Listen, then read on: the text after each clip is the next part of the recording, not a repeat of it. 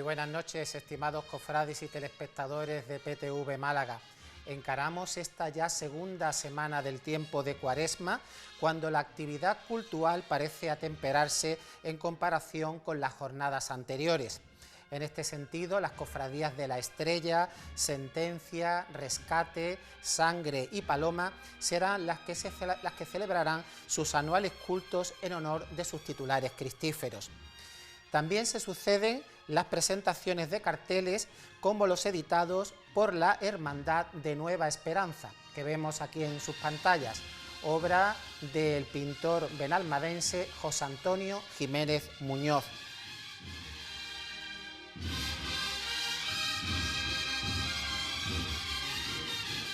El cartel de la presentación de la ofrenda floral de Un clavel para el rocío, que ha sido pintado por el pintor Pablo Cortés del Pueblo.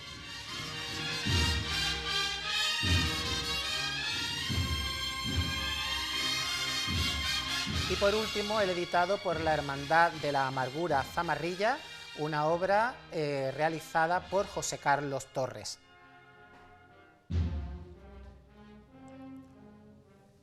Por otro lado, podemos seguir contemplando las últimas dolorosas ataviadas a la usanza hebrea por parte de nuestras cofradías, como en el caso de Santa María del Monte Calvario, ataviada por Guillermo Briales,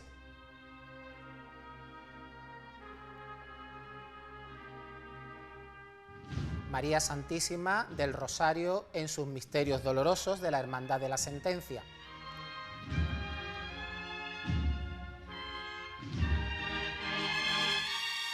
y María Santísima, mediadora de la salvación.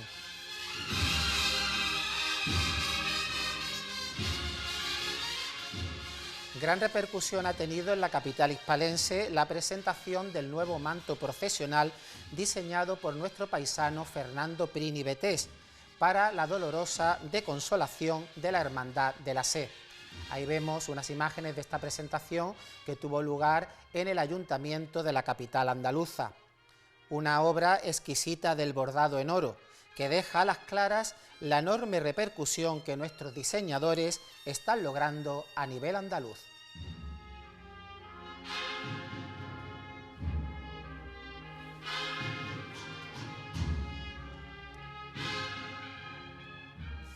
Y por último, informarles de la interesante conferencia organizada por la Hermandad de la Clemencia, antiguamente conocida como el Mutilado, sobre el Nazareno referente en la estación de penitencia.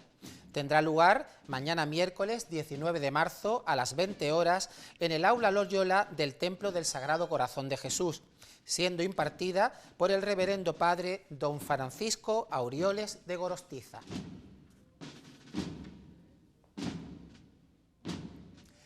Pasamos ahora a ofrecerles en el siguiente reportaje un detallado análisis por parte del doctor Fernández Paradas de la exposición del artista antequerano Ángel Sarmiento Burgos en un conocido establecimiento hostelero de nuestra ciudad. Nos encontramos en el Café Bar Puerta Oscura en el marco de su exposición cuaresmal, que este año está dedicada a la figura del imaginero y pintor Ángel Sarmiento. Nos visita aquí el profesor Antonio Fernández Paradas. Buenas noches. Muy buenas noches, Alejandro. Un placer estar con Sentir Cofrade aquí al pie de la noticia, al cañón en plena Cuaresma. Sí. Cuéntanos, ¿qué nos puedes decir sobre la trayectoria artística de Ángel Sarmiento? Antes de hablar un poco del final de nuestra exposición, tenemos que ubicarnos en el contexto. Nos encontramos en el Bar Puerta Oscura y no es cualquier sitio. Quizás para el cofrade o el habitante común no entiende la magnitud desde el punto de vista para la imaginería, la historia de la imaginería procesional de este lugar. Nos encontramos en un sitio emblemático a la altura de lo que puede ser el Portal de la Hornacina, es decir, probablemente sean los dos sitios más paradigmáticos en la historia de la imaginería contemporánea. Este año es el de 30, es decir, estamos en un sitio que hacen 30 exposiciones o 30 años que llevan celebrando exposiciones sobre la imaginería procesional.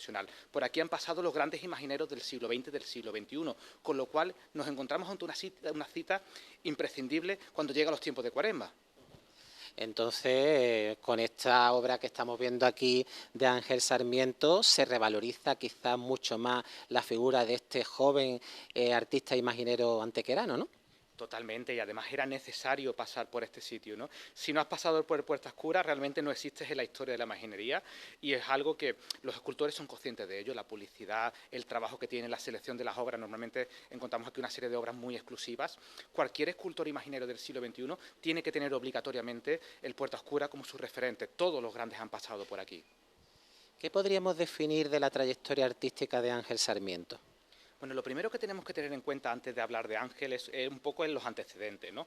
Ángel lo podemos considerar el epílogo de la escuela antequerana, ¿no? Y un buen epílogo porque tiene muchas cosas que contar, ¿no? Pero si nos ubicamos en finales del siglo XIX, todavía estaban vigentes la tercera generación de escultores de la familia de escultores de los Márquez y de los Carvajal. Esto enlaza directamente con el arte de los Palmas, que tuvimos la oportunidad de comentarlo otro día en programa, y a lo largo del siglo XX tenemos que irnos prácticamente a los años 70 para encontrar otro escultor en la ciudad antequera, que será la figura de Pepe Romero. Una obra muy interesante, una producción muy interesante que probablemente ha tenido poca trascendencia, ¿no? Tenemos alguna figura más como Antonio García Herrero, y en este contexto ya en la década de los 2000 de repente o se extiende este largo caminar de la escuela antequerana hasta la figura de Ángel Sarmiento.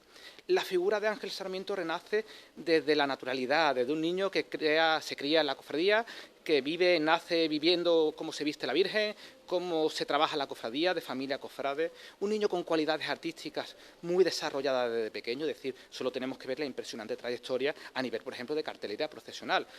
Carteles curiosos porque son carteles escultóricos, son carteles matéricos, pero claro, estamos hablando de un niño fruto de las circunstancias. No es solamente un niño que ha pasado por talleres, como es en el caso de su estancia en el taller de Ruimonte, con una fecha muy temprana, porque pasó apenas con 12 años, ya estaba echando una mano, modelando barro y haciendo cosas en el taller de José María. José María tuvo a bien de enseñarle como la práctica del oficio, ¿no? Con lo cual esa base del taller ya existía.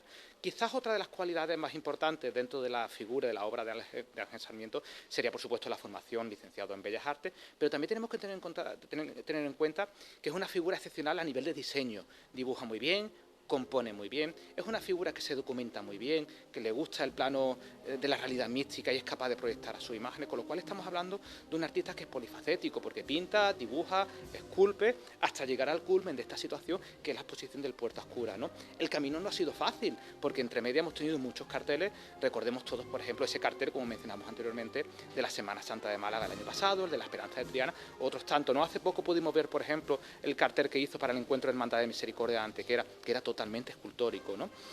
Esa esencia se ve muy bien reflejada, ¿no? También es importante mencionar su faceta como diseñador.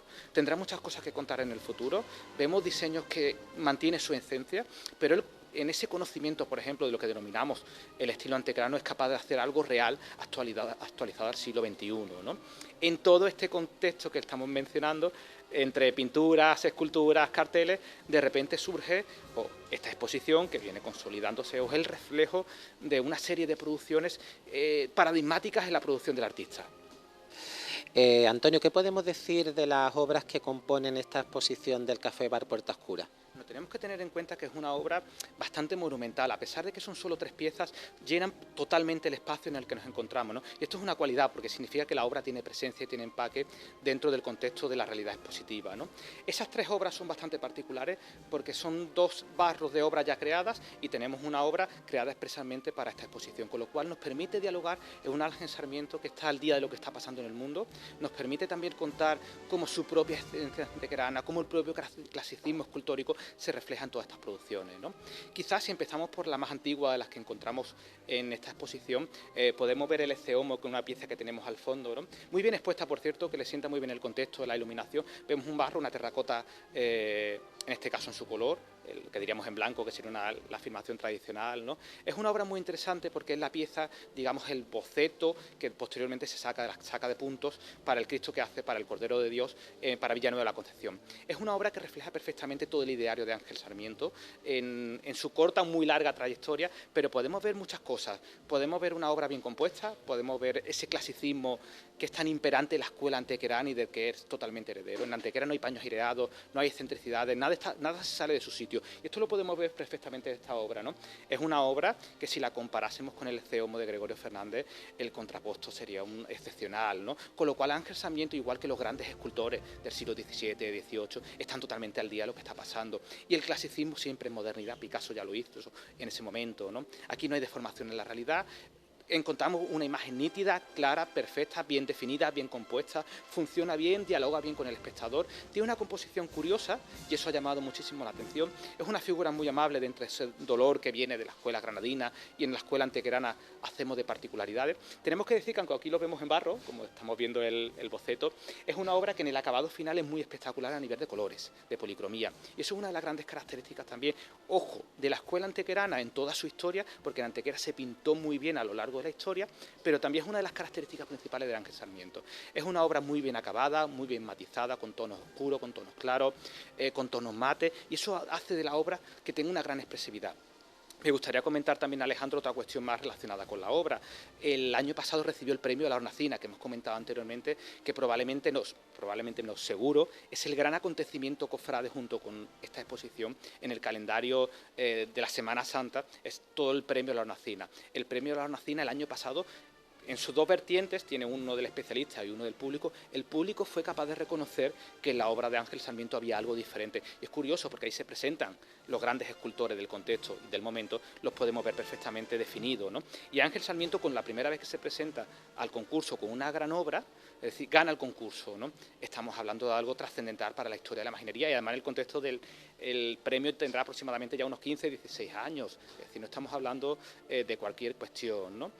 Tenemos que tener en cuenta que en ese premio compiten prácticamente toda la producción escultórica, aunque existe un filtro previo por parte de la dirección del portal de lo que está produciéndose en España. Claro, de repente esta obra, de la que aquí vemos esa parte inicial del trabajo, se lleva la palma ante todas, ¿no? Y eso es muy interesante porque nos habla de lo que está pasando, ¿no? Nos está hablando del buen hacer, de la manera de trabajar, de la manera de componer, está hablando de que Ángel Sarmiento conecta con el público, sus obras gustan, eso es evidente porque es un escultor que está recibiendo encargos muy particulares. Últimamente hemos visto también que va a realizar El Resucitado, que era una lacra que tenía la ciudad de Antequera y que necesitaba totalmente de uno, y Ángel Sarmiento va a ser encargado de hacerlo. Está haciendo otros trabajos para la ciudad de Málaga, ¿no? Y para otras ciudades, ¿no? Claro, y aquí podemos ver precisamente esto, ¿no? Resumido todo el ideario de Ángel Sarmiento en una obra. Vemos también aquí en esta exposición el boceto del primer crucificado a tamaño natural que hizo Ángel Sarmiento para la localidad de Casabermeja, ¿no? Bueno, nos encontramos, Alejandro, ante una pieza que es un cúmulo de virtudes y que hay que entenderla en un contexto muy particular, ¿no? Por un lado, primero tenemos que entender la propia formación del escultor. A pesar de ese contexto sevillano en el que se forma, yo creo que es algo mucho más importante sus propias esencias cofrades, ¿no? Porque sin él no vamos a entender este crucificado, que es muy particular. Es un crucificado que se aleja totalmente del neobarroco sevillano imperante e incluso, ya lo comentaremos también, se aleja también de la propia esencia escultórica que se está produciendo en la ciudad de Málaga, ¿no? Para entender este crucificado, que lleva por nombre de la salud, que se hace para la ciudad de Casabermeja y que se presentó el año pasado creo recordar que fue su primera salida profesional, lo primero que tenemos que tener en cuenta es de dónde viene, porque no surge de la nada, ¿no? Ángel Sarmiento venía ya experimentando la figura del crucificado de varias maneras, había hecho varios formatos pequeñitos, por ejemplo el que hizo para la Cofradía Humildad Paciencia, para la Cruz Alzada. Eran crucificados también muy antequeranos, porque eran cristos muy relacionados con el crucificado de las penas de Antequera, pero claro, cuando vemos este crucificado se produce una ruptura también con su propio maestro, con el José María Ruiz Monte. Muchos llegamos a pensar que, bueno, que su primer crucificado estaría en la esencia de los grandes crucificados monumentales de la obra de Ruiz Monte, ¿no? Pero sorpresa plena para todos nosotros, cuando vimos este crucificado entendimos otras muchas más cosas, pero claro, aquí hay que mirar más atrás, ¿no? ¿Por qué es como es este crucificado? ¿Por qué rompe con la ruptura, ¿no? Ángel Sarmiento es una persona que se mueve en un ambiente cultural muy particular, a pesar de la internacionalidad de su arte y de los viajes, de las estancias fuera, su fondo cultural es Antequera, y es su cofradía y es lo que está pasando en Antequera, ¿no? Ángel tiene una sensibilidad un tanto particular que conecta excepcionalmente con el manierismo antequerano de la ciudad en el siglo XVI, ¿no? Recordemos que el manierismo de la ciudad antequera se expresa de una manera diferente, es menos duro que, por ejemplo, el manierismo castellano, incluso podríamos comparar con la pervivencia del manierismo con el Cristo de los Ciegos en Málaga. En Antequera están pasando otras cosas totalmente diferentes, ¿no? Porque el manierismo se entiende como un clasicismo bastante rotundo, pero claro, vemos figuras totalmente diferentes, ¿no? En este contexto tenemos que mencionar un crucificado que es clave para entender la obra ante la que nos encontramos, que es el Cristo de la Salud de la Iglesia del Carmen. Es un Cristo que lo realiza un escultor antequerano en el siglo XVI, que se llama José Hernández, este crucificado es totalmente heredero del que se conserva en la iglesia del Carmen de Antequera.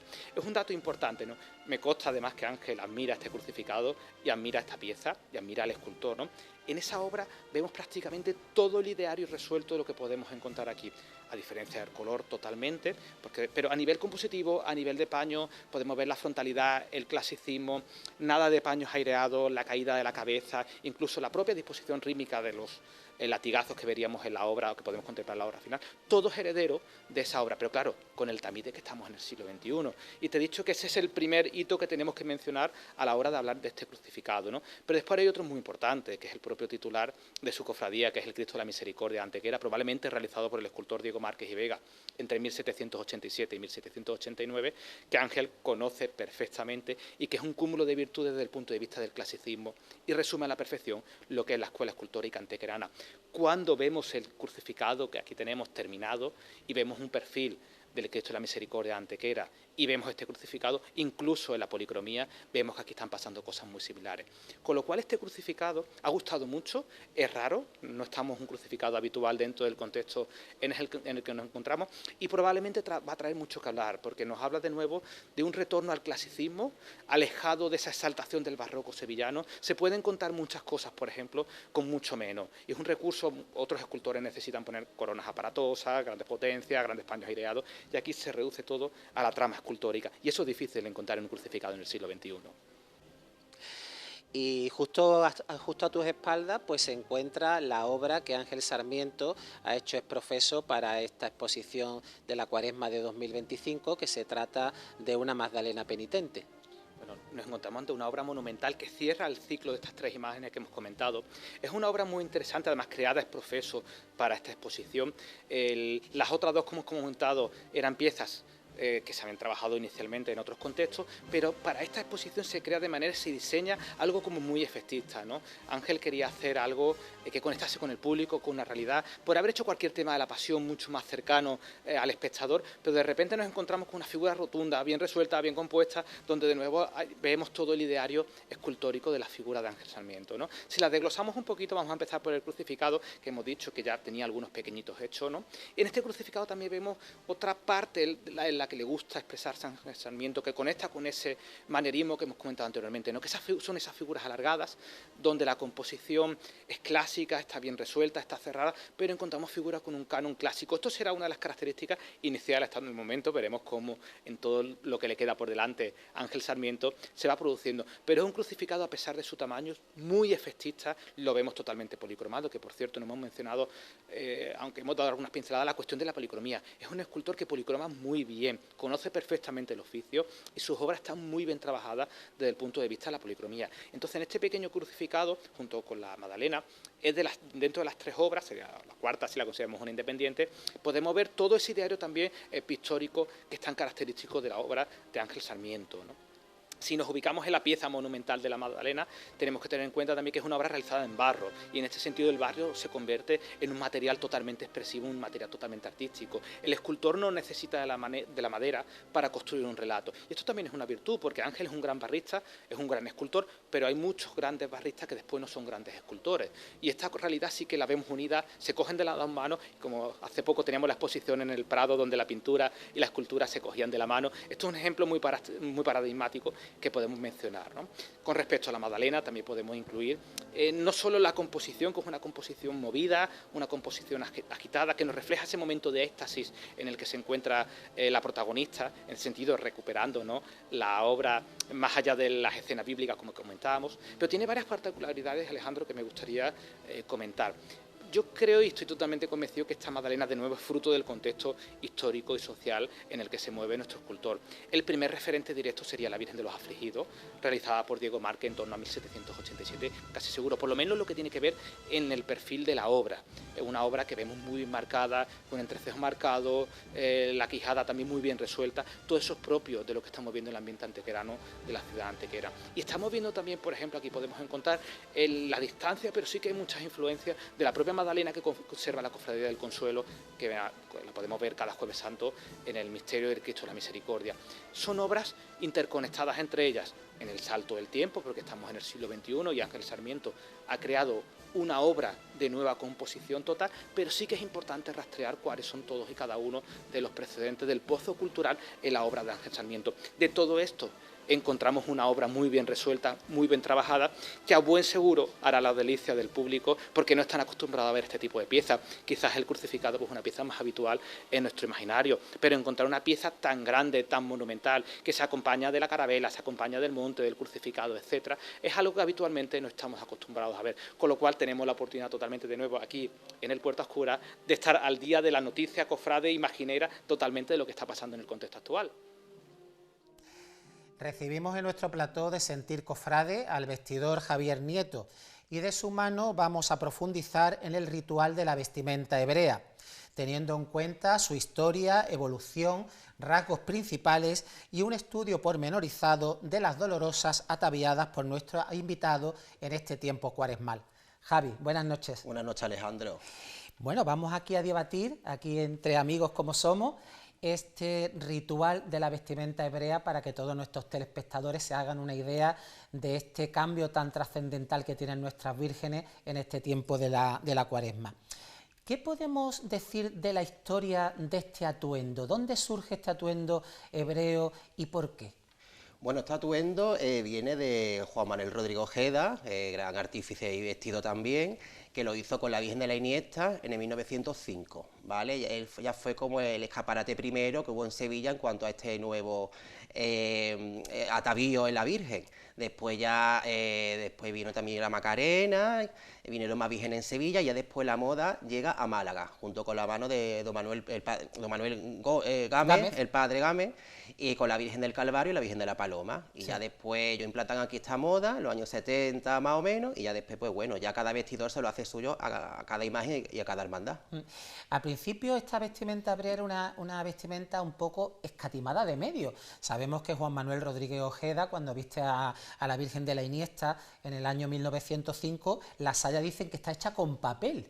Estaba hecha con papel, un manto así como sencillo, porque lo que se quería era, mira, aquí estamos viendo precisamente en nuestras pantallas ese atuendo primero de la Virgen de la Iniesta, el halo de estrella, era una manera un poco de poner la imagen sencilla en este tiempo cuaresmal, a tono un poco con la liturgia de esta época. Exactamente, y también recogiendo un poco esa época de recogimiento, despojando un poco las imágenes de tanto atuendo bordado, tantas joyas. Aquí vemos a la Virgen del Valle, la Virgen de la Esperanza Macarena, que fueron las primeras que en la ciudad de Sevilla pues retoman ese atavío. Y bueno, para que nuestros telespectadores se hagan cuenta, ¿en qué consiste la vestimenta hebrea? Bueno, la vestimenta hebrea, sobre todo, a la Virgen se le viste con telas más humildes, no son telas de gran calidad, suelen ser rostrillos elaborados con tela, no suele utilizarse encaje. También a su vez se marca ese matiz hebraico con un fajín de rayas, tanto a lo mejor en la cintura como en la cabeza. También es muy característico las vueltas blancas en los mantos y bueno, ya depende también en cuanto al gusto de la hermandad y el vestido, pues algunas veces se utiliza una rueda de estrella. También como elemento de la pasión una corona de espina, también he visto en varias imágenes 3 clavos en las manos y bueno, un poquito como esa previa, ¿no?, a la Semana Grande que se presenta. Lo que se sobreentiende es que en este atuendo la Virgen no suele llevar joyas, ¿no? No suele llevar, no, porque... Como mucho un puñal a lo mejor. Un puñal o a lo mejor un rosario, un broche, pero cosas muy pequeñitas que no distorsionen lo que es la belleza de la imagen en este tiempo de tanto recogimiento. Y dentro de esta vestimenta hebrea que podríamos denominar como clásica, ¿puede haber algunas variantes? Sí, la vestimenta clásica normalmente bebe de la fuente de que la saya es burdeo o rojo, o color tinto, y un manto azul, con las vueltas blancas. Ya después, verdad que han ido, en cuanto a las modas y tal, se pueden cambiar los colores de los mantos a un negro, o a lo mejor, en este caso, como estamos viendo en Zamarrilla, un manto morado. Entonces, bueno, ahora es verdad que está muy de moda introducir el color morado o esa gama misma en el atuendo de hebrea. porque Sí, es sí. verdad que, oye, pues las modas van cambiando, van variando, y es verdad que los vestidores pues estamos muy receptivos a la hora de meter texturas nuevas, telas nuevas, colores, entonces bueno, y si la hermandad también está de acuerdo, pues aquí queda un poquito el resultado. Y dentro de los mantos también pueden variar incluso la calidad de los tejidos, Sí. porque lo clásico es un El manto de clásico de raso, ¿no? raso, exactamente. Es como a su vez al principio, es como la tela más pobre y más humilde, ¿no? Sí. Después ha ido variando en cuanto a tela de damasco, que es un poquito como una tela estampada, del mismo color, y también ahora está muy de moda los terciopelos, ¿vale? Y también la seda salvaje. Sí. Suelen haber imágenes, también depende del gusto de la hermandad. Pero bueno, son como ¿no? esa fase que tiene la vestimenta del raso al terciopelo hoy en día, que se utiliza mucho. Muchas veces he escuchado a varios vestidores decir que el atuendo hebreo pone en pericia la labor del vestidor, porque son telas a lo mejor que al tener menos prestancia cuesta como más trabajo de ponerlas, ¿no? Exacto. Yo creo que es la vestimenta de la más importante en cuanto a... Ahí se ve si el vestidor sabe o no sabe vestir, porque ahí no tienes tú un bordado o un encaje bueno que te disimule algún fallo o alguna joya que tú pongas en un sitio en concreto para disimular. Entonces, ahí realmente se ve cómo es el vestidor y la trayectoria que tiene, y bueno, y el grado que tiene de perfeccionismo. En muchos casos siempre estamos contando los pliegues, hubo una moda no hará mucho que era para las vírgenes, parecía que estaban un poco grapadas porque eran pliegues milimétricos. A mí verdad que me gusta hoy en día hacer los pliegues más naturales. Es la moda un poquito que a la gente le está gustando mucho. En cuanto a los aditamentos que llevan las imágenes, se dice que lo clásico es que lleve un halo de estrella, pero también puede llevar otras variantes, ¿no? Sí, hay también vírgenes que se les suelen poner una ráfaga o diadema, y también eso es como la hermandad también disponga, y también el patrimonio de cada imagen. Pero sí que es verdad que en esa vertiente se suelen cambiar un poquito. Bueno, vamos a pasar un momentito a publicidad y seguimos en un instante analizando estas vestimentas hebreas.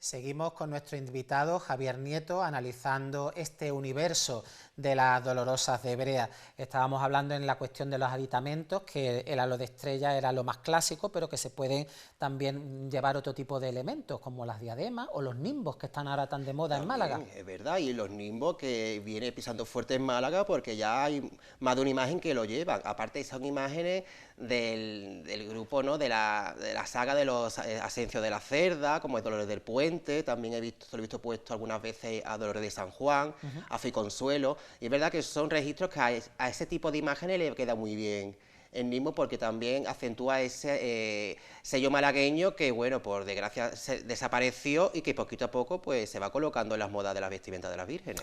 ¿Eres de la opinión de que todas las vírgenes de Hebrea, todas las dolorosas de nuestra ciudad, defienden ese atuendo hebreo tradicional? ¿O hay otros tipos de imágenes que no? Yo pienso que no. Yo pienso que hay imágenes que el atuendo hebraico, pues la verdad que no va con su sello, porque bueno, son modas también. El tema de la vestimenta es como las modas en las personas. Y bueno, yo creo que hay imágenes que depende de la vertiente de donde venga. Si a lo mejor tiene un corte más sevillano, un corte más alegre, pues bueno, hay veces que lo defiende más, y en otros casos, como lo que te he comentado con la saga malagueña, de la Escuela Malagueña de los Asencios, pues es verdad que a lo mejor, en mi opinión, no va mucho con su estilo. Vamos a pasar a analizar las vestimentas que has realizado en esta cuaresma, pero en este caso la imagen que estamos viendo en nuestras pantallas, que es María Santísima de las Penas, tiene una particularidad. ¿Y cuál es esa, Javi? Bueno, es la primera virgen que se viste de hebrea en Málaga. Bueno, era primera porque empieza ya la Navidad con ella vestida. Es verdad que la hermandad desde hace muchos años le gusta que ella en el tiempo de Adviento amanezca vestida con la usanza hebrea. Ella normalmente se viste de Inmaculada, y a las pocas semanas después, pues bueno, ya aparece vestida con el atuendo, y es la primera con la que empezamos el curso cofrade. Y yo creo que se visten un poco de hebrea en este tiempo, un poco como recordando el tiempo navideño, ¿no? Claro. Porque la vestimenta hebrea recuerda un poco como una virgen de nacimiento. De un nacimiento, con esas telas de raya, con esas telas más sencillas, no tan un rocío tan elaborado. Entonces, bueno, un poquito recuerda, sí. ¿Y qué has pretendido con este atavío de la Virgen de las Penas? Que estamos viendo que el tocado está hecho con con un raso, ¿no?, que va enmarcando lo que es la cara de la imagen, ¿no?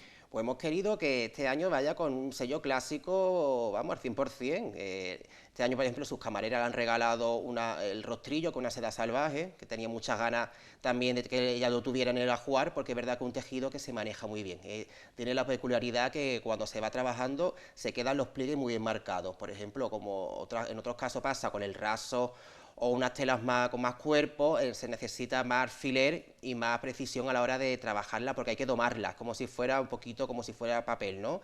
Y en este caso, pues bueno, lleva una tela de seda, enmarcado después con un filito de raya alrededor y con su típica vuelta blanca, el manto azul y el vestido color corinto. Una cosa que hay que dejar claro a nuestros telespectadores es que en lo que es la labor de hacer el tocado es todo manual y son telas bastante grandes, que no son Exacto. telas cortadas ni... No, en mi caso no me gusta cortar telas porque, bueno, muchas veces hay ocasiones que le regalan telas antiguas o tejidos que ya no se encuentran y después una pena encontrarte una tela partida en varios trozos que después no te condiciona a la hora de reutilizarla.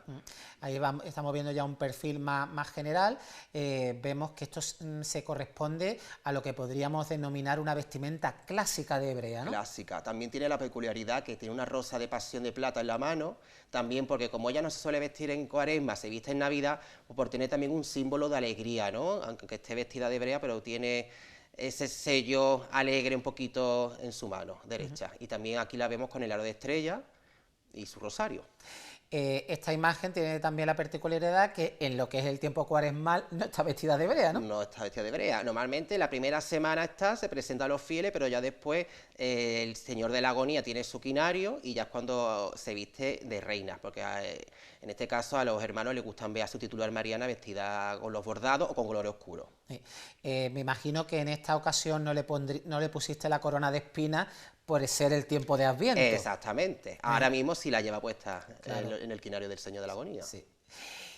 La segunda imagen que has ataviado ya propiamente en el tiempo cuaresmal, la primera que has vestido, ¿cuál fue? Fue Dolores del Puerto de la Torre, que este año se nos presenta con el manto morado también. Bueno, este año hemos querido un poquito jugar con la sensación de que esté ella como más suelta también. Aquí estamos viendo, por ejemplo, a la Virgen de la Salud. De la Salud. En este caso lleva una seda de la India, que lleva como pequeños bordaditos dorados, y bueno, el pecho cruzado, que también es un poquito novedoso en ella, que no estamos acostumbrados a verla, y también este año no se nos presenta con los colores clásicos, se presenta sino con una saya de damasco morada y el manto también a juego, pero después hemos combinado un poquito jugando con la vestimenta clásica de que lleva el filo blanco del manto, el aro de estrella y el fajín de hebrea. Me imagino que tienes que ser complicado, porque lo que es el tocado, creo que lo empezarás por la cabeza, ¿no? En este caso sí. Y después vas haciendo ese cruzado, como ese cruzado en el pecho, ¿no? Voy trabajando de la cabeza hacia abajo y después, es que claro, también depende del tejido. En este caso, aquí había pocos metros, no se podía ni cruzar la tela por detrás de la imagen, y muchas veces hay que jugar con los metros que tenemos, y es lo que te he comentado antes, que ahí se ve la habilidad del vestido un poco. Claro, sí. Y sobre todo la pericia de no usar ninguna tela cortada, sino Exacto. que es todo una sola pieza. Todo una sola pieza. Y me imagino que muchas veces ese sobrante que tenga a la hora de elaborar el tocado lo tendrás que poner detrás de la imagen, ¿no? Exacto, hay que esconderlo. Por ejemplo, en este caso, como había pocos metros, pues bueno, jugamos un poquito con las líneas más sueltas, un encaje más caído en la zona de que es los hombros con el pecho, no tan ceñidos, y bueno, aquí está el resultado.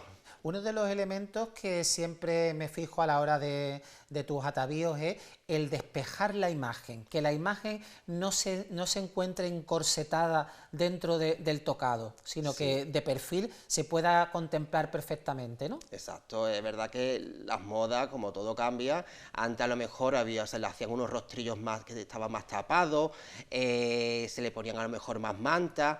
Ahora nos gusta mucho ver la imagen en toda su totalidad, tanto planos como perfiles, y bueno, en este caso con la cara de la Virgen de la Salud, mientras más despejada esté, pues pienso que está más bonita y más realzada.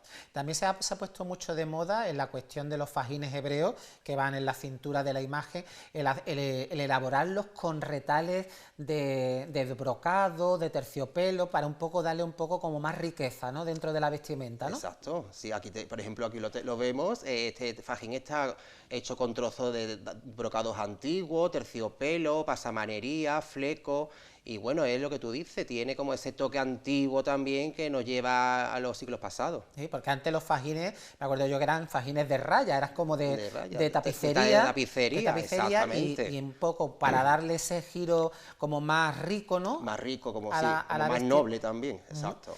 Y aquí vemos que las dos vueltas van recogidas en la cintura. En la cintura. Hemos jugado un poquito con la simetría de la Virgen. Es verdad que ella, por la posición que tiene, es una Virgen recta, no tiene ese giro de cabeza que a lo mejor te permite hacer un poquito más de movimiento. Entonces, bueno, he querido que ella predominara su simetría tanto en la postura de las manos como en la anchura del manto y el recogido también. Vamos a pasar a ver las próximas imágenes que vayan subiendo, la que estábamos comentando, la Virgen de los Dolores del Puerto de la Torre. ¿Qué has intentado hacer con este cambio tan personal de esta Virgen de Juan Manuel García Palomo? Pues he querido resaltar su belleza. Yo creo que una Virgen que tiene mucho potencial en cuanto a la talla, porque vamos, fue la primera imagen que hizo García Palomo para la ciudad de Málaga, y tiene un giro muy bonito de cabeza, también unas manos muy bonitas. Entonces, bueno, he querido jugar un poquito como a la estampa antigua de los cuadros, a lo mejor de Velázquez, jugando un poquito con esas telas caídas, no un tocado muy fijado, sino muy suelto. En este caso lleva un velo de novia, que lleva como unos filitos bordados, que también me sirven como a la hora de jugar con el enmarque del rostrillo. Vemos que no está plisado como hemos visto en el caso anterior con Salud, que está más elaborado, más milimétrico y más simétrico. Aquí es todo lo contrario, se suelta lo que son los tejidos, se cruza más las manos y como lleva la corona de espina en el pecho, como un poquito como implorando, ¿no?, ese dolor que tiene la Virgen. También hemos querido recoger un poquito el manto, jugando un poquito a la simetría y también lo que hemos comentado de los colores, ¿no?, que en este caso está llevando mucho el tono de los morados y bueno, un poquito también para presentarla más distinta a los hermanos. ¿Es la primera vez que se ha ataviado la Virgen de estos colores morados? ¿A la Virgen? Ya hemos utilizado este terno un par de veces, pero hemos jugado siempre también con las telas y con los recogidos y con las vueltas del manto. Este año es verdad que lo hemos hecho un poquito más asimétrico y más suelto, pero sí que ya lo tenía ya de hace un tiempecillo, sí.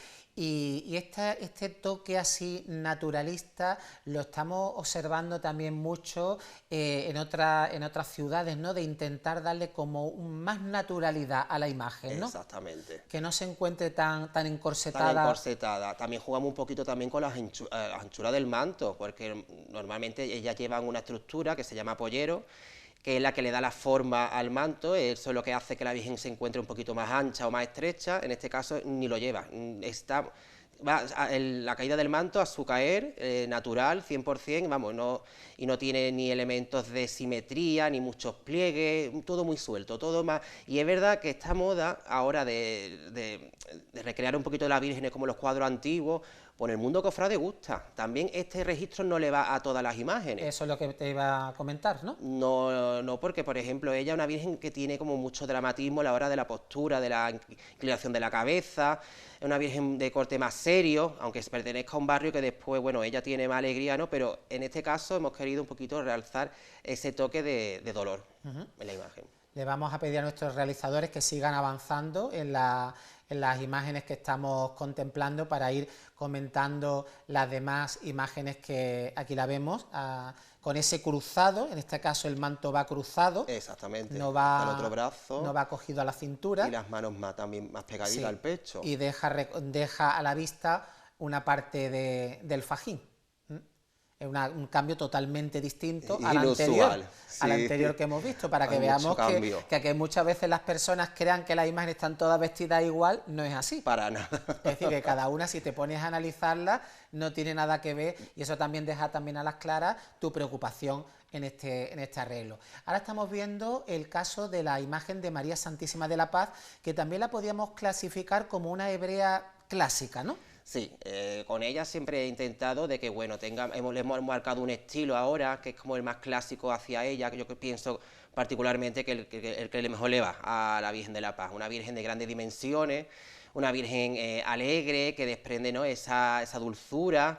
Y bueno, hemos querido este año plasmar la vestimenta clásica con el manto de damasco azul, la saya burdeo, las características vueltas blancas del manto. También hemos jugado un poquito con las telas del fajín. Este año lleva una tela, pues bueno, como la que se utilizaba hace años, como de tapicería, en tonos rosa, que después también le hemos jugado un poquito haciéndole pliegue en el fajín con un lazo, y también lleva una rosita de flor en el mismo nudo. Y bueno, también lo hemos cogido para enmarcar lo que es el rostrillo, ¿no?, para limitar lo que es un poquito la tela del rostrillo con la tela del manto, que muchas veces al llevar el tono muy parecido como que se pierden, no se sabe dónde empieza. Me gusta que haga ese contraste, ¿no? A mí me gusta, a mí depende también de la época y cómo me pille, ¿no? Este año me ha gustado utilizar telas de raya juego con los fajines. Y bueno, eso lleva también un raso de color como tostado, y su corona de espina también, que a ella no se la suele poner mucho, pero bueno, este año hemos querido tener ese sello con la Virgen, y bueno, su rosario, su pañuelo y su aro de estrella. Si vemos que cumple todos los cánones de lo que podemos entender como una vestimenta clásica de hebrea, también el recogido en el brazo, ¿no? Exacto. Que es tan peculiar. Tan característico, y en este caso sí es verdad que el rostrillo es más milimétrico, es más simétrico. No tiene nada que ver con la del puerto de la Torre. No tiene nada que ver con el puerto de la Torre, es todo lo contrario. En este caso sí he querido con ella que tenga ese sello un poquito más marcado y el pecho más elaborado, con más tablitas, y bueno, pues también dependiendo del gusto de la hermandad y del estilo, básicamente. Pues seguimos avanzando en la fotografía, vamos a ver cuál es. Ahora nos encontramos con la Virgen de los Dolores en su amparo y misericordia de la Hermandad de Santa Cruz. Aquí vemos que la vuelta blanca no está, se ve la imagen como mucho más seria, y vemos que no porta el halo de estrellas, ¿no? Así es, por ejemplo, ella lleva este año con el atuendo de tonos morados, no lleva halo de estrella, pero lleva a su vez una ráfaga plateada, como de la Virgen antigua, de la época del 18, con unas nubes con rayos y estrellas. Y bueno, también hemos querido en ella marcarle un poquito ese toque serio y ese toque de distinción que tiene la hermandad, ¿no? Ya la hermandad Santa Cruz ya se te viene a la cabeza un corte fúnebre, ya no es a lo mejor de tener en su atuendo muchos colores vivos, sino tiene tonos más apagados. Y bueno, pues le hemos puesto también su corona de espinas, su pañuelo. También hemos cogido unas telas de raya que hace tiempo que no se utilizaban, que tienen como matices como rosa, también con lila, también un poquito conjugando con el tono de la saya y el manto. Y a su vez también el rostrillo está hecho con una gasa, también como color champán tostada. Y bueno, un poquito cambiando, ¿no?, viendo un poquito como más opciones lo que es en cuanto al cambio de hebrea. No podríamos calificarlo como un atuendo clásico. Sería un poquito ya con otras vertientes diferentes. Una de las cosas que me llaman la atención es que a la hora de tú enfrentarte a la vestimenta de una imagen, estudias la idiosincrasia de la cofradía, ¿no? Intento siempre no hacer todo en todas las vírgenes, siempre procuro hacer un registro diferente en cuanto a una virgen y otra, porque lo que te estaba contando, no es lo mismo una Virgen de la Esperanza Macarena que una virgen que se llame Soledad en su mayor dolor. Aquí a la vista está ella, tiene una vocación Dolores, Amparo y Misericordia, eso como un corte más serio. Yo en todas las vírgenes que he visto tengo la suerte de que ellos me conocen, la mayoría de las veces sí, me conocen, y me gusta siempre marcar nuevos registros en cuanto a tejido, encaje, después conjugar un poquito algo más sencillo con algo más cargado. No sé, lo que suena bien y yo qué sé, se puede utilizar como una moneda de cambio muy buena. Uno de tus atuendos más personales de este año es el que estamos contemplando ahora en nuestras pantallas, que es el de la Virgen de la Esperanza de la localidad de Vélez Málaga. Explícanos, ¿en qué te has basado para hacer este arreglo tan personal? Pues me he basado un poco en lo que te comentaba anteriormente, que con los cuadros antiguos, que también la Virgen lleva como una especie como de velo, en este caso no lleva el manto en la cabeza, sino lo lleva en los hombros, que también hemos querido hacer un guiño al tocado aguas, como se llama, que es de la Virgen de del las Museo, aguas del Museo de Sevilla, ¿no? Y bueno, pero tampoco lo hemos querido hacer muy marcado como se le hace a ella, ¿no? La imagen de las aguas, un poquito más sueltecito. Hemos conjuntado también dos tipos de tejidos, uno más claro para el enmarque y otro más oscuro para lo que es el resto. Y bueno, también tablas más sueltas, brazos más cerrados, no tan extendidos. Ella también es verdad que el estilo de talla tiene El ese giro corte, de la cabeza, el giro ¿no? de la cabeza te acompaña a la hora de teatralizar un poquito la imagen. Tiene ese toque como ese pucherito, Da como como una decimos. imagen de mucho recogimiento, ¿no? Exacto, sí. Y es verdad que después la hermandad, tú la ves en la calle, una hermandad de corte alegre, una hermandad de Jueves Santo, pero a la vez me gusta que de vez en cuando hagamos estos cambios porque la gente como que se sorprende mucho y aquí ponemos en realce lo que es la talla de la imagen. Bueno, y una de tus imágenes que más ha causado sensación este año en cuanto al atuendo hebreo ha sido la imagen de Nuestra Madre y Señora de la Merced, de la Cofradía de la Humildad, que ha sido también vestida de una manera totalmente distinta a lo que la ha hecho en los últimos años, ¿no? Sí, también tenía muchas ganas de verla con ese registro, también se lo comenté a su junta de gobierno y en este caso al hermano mayor, que para ver si, pues claro, estos cambios a todas las hermandades no suelen caer en gracia porque no se nos muestra como si estamos acostumbrados a verla. Entonces, bueno, estuvimos viendo opciones y a la vista está que, bueno, yo pienso también que un estilo que a ella le favorece muchísimo. Aquí también hemos quitado anchuras de pollero, hemos utilizado tejidos como una gasa oscura con hilitos de plata. El manto, en vez de ser de damasco o de raso, es un terciopelo. Y bueno, también la disposición de las manos, que ha llamado mucho la atención, en este caso en ella, porque no se suele mostrar con las manos tan pegadas al pecho, ni con la colocación hacia un lado. Y bueno, también jugando un poquito con la corona de espinas, que es un símbolo muy característico del señor del Eceomo, y bueno, dan también un poquito de importancia y también eso, resaltando mucho su giro de cabeza, de cuello, y tiene Sí, porque hace como un contraste entre la posición de las manos hacia un lado y la postura de la cabeza hacia otro, ¿no? Claro, va al revés, la cabeza va por un lado y el pecho va por otro. Exacto. Esa teatralidad muchas veces me gusta estudiarla mucho porque no a lo mejor a todas le vienen bien. En este caso, si yo le pongo, en este caso, como le hemos puesto las manos en el lado contrario, como que hace como más movimiento en la imagen, parece como que se está moviendo, como que va andando, ¿no? Un poco. Y bueno, pues aquí está un poquito el resultado de que con un poquito de cambiando detalle y elementos, pues se nos muestra con otro resultado totalmente diferente. En cierto modo, las dolorosas de vestir, cada una cobra vida en manos de un vestidor, ¿no? Porque se puede presentar de maneras muy distintas, como estamos viendo en este caso de la Virgen de la Merced. Sí, y es verdad, no sé en qué entrevista escuché no hace mucho que el vestidor era como el 60% de la imagen. Yo también pienso que es muy importante, en este caso, de que la imagen cobre vida y que se le dé el alza que merece la talla, ¿no? Hay imágenes, por ejemplo, que con otros registros pues están más favorecida, en este caso es que la Virgen de la Merced, que te puedo decir, Alejandro, que te puedo decir que tú no sepas, Que no sepamos, con claro esa está. cara tan bonita y ese giro de cabeza y esa serenidad que tiene, que ese dolor contenido, es que lo pone muy fácil, es que es una gozada. Vamos a seguir analizando las distintas imágenes que nuestros realizadores, aquí vemos otra de la Virgen de la Merced, que también vemos como el manto, lo que es la contención del manto, es mucho más recogida que en otras ocasiones y lleva el halo que en estos últimos años no lo ha llevado. Exacto. Vemos ahora el caso de la paradigmática dolorosa de la amargura Zamarrilla.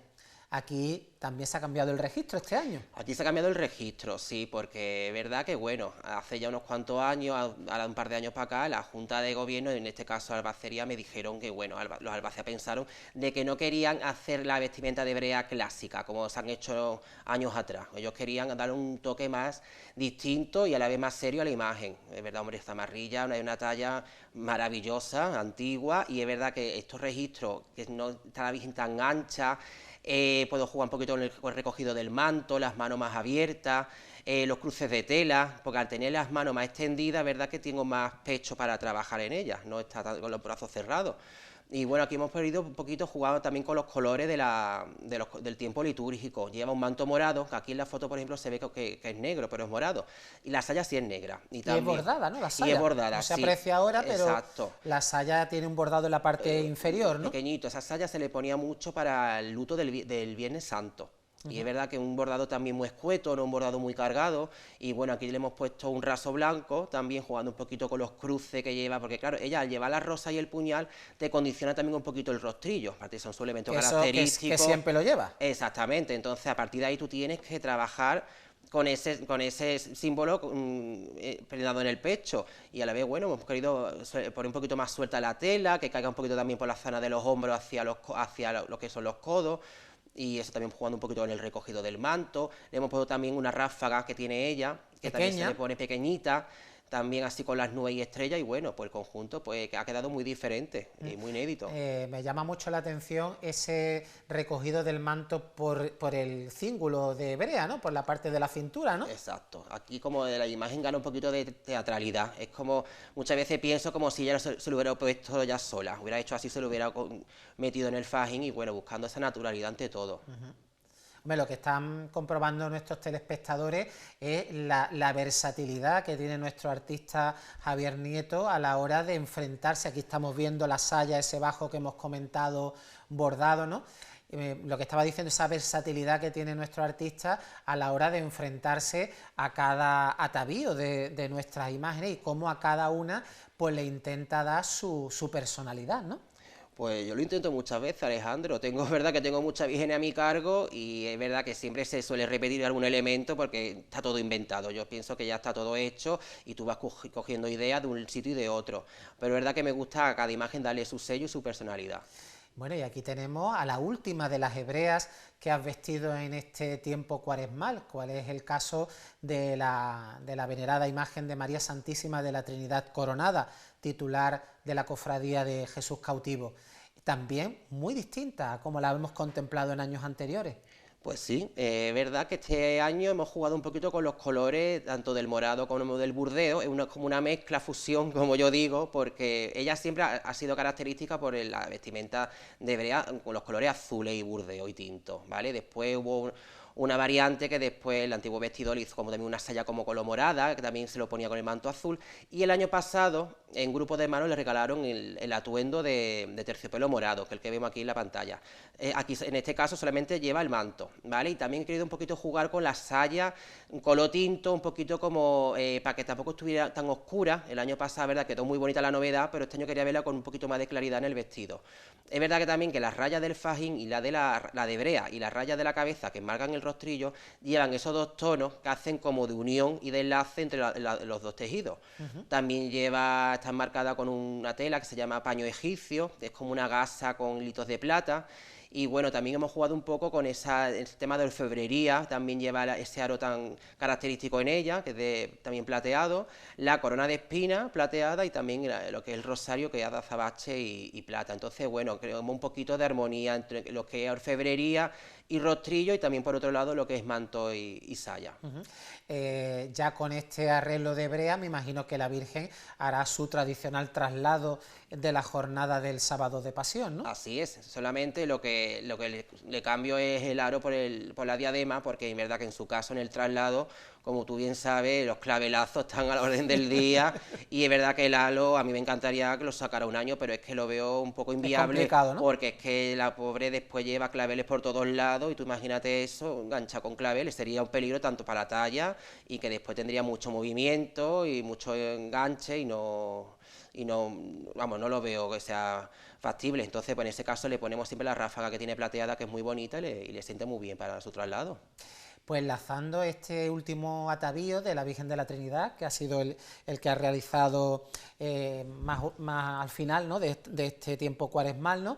Ya tenemos pensando ya la vestimenta hebrea, pasamos a todo lo contrario, que serán los cambios en la cual la Virgen pues va vestida con todas sus galas de reina, como se suelen decir, para la Semana Santa. Sabemos ya que a finales de este mes ya viste la primera imagen para el trono procesional, que es, por cierto, la que hemos analizado anteriormente, la imagen de nuestra Madre y Señora de la Merced, ¿no? Así es, ella suele ser, mira, la primera en Málaga creo, y la primera mi Virgen que yo preparo en Semana Santa de mi agenda. Y la verdad que bueno, tengo muchas ganas de subirme a los palios y de preparar lo que son las vestimentas de cara a la Semana Santa. No tiene nada que ver con lo que acabamos de ver en pantalla, porque bueno, esto todo ya es, como digo yo, es como si fuera una novia, se va con sus mejores galas, sus mejores joyas, y bueno, un cambio totalmente distinto, y que al espectador después de estar acostumbrado a verla a un tiempo, que son esta cuaresma que hemos tenido, ahora verla en el trono montada con todas sus mejores galas, pues verdad que al espectador le causa atención, ¿no? Le llama la atención mucho.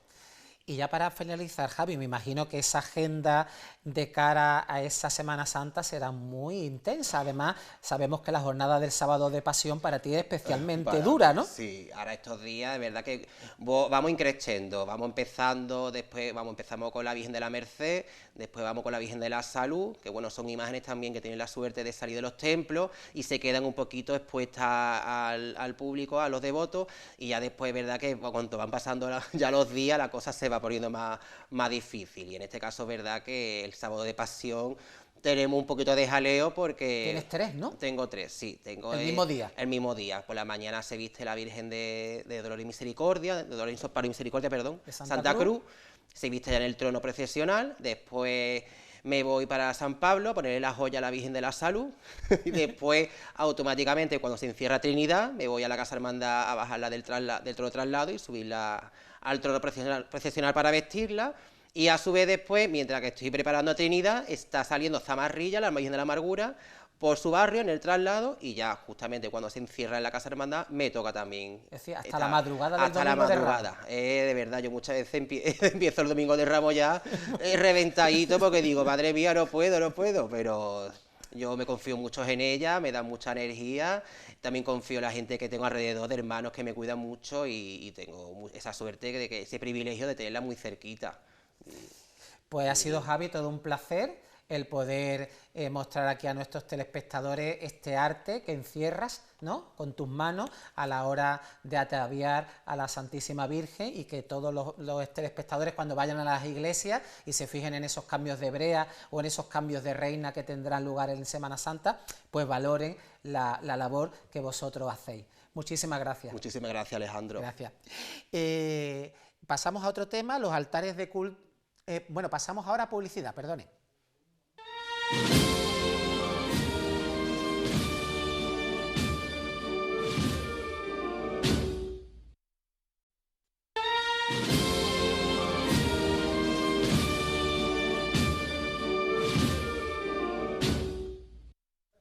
Los altares de culto de las Hermandades de las Penas, Viñeros y Nazareno de los Pasos en el Monte Calvario de la Cofradía del Rocío son mostrados en el siguiente reportaje como exponente de la destacada labor cultural desarrollada por nuestras hermandades en este tiempo de Cuaresma.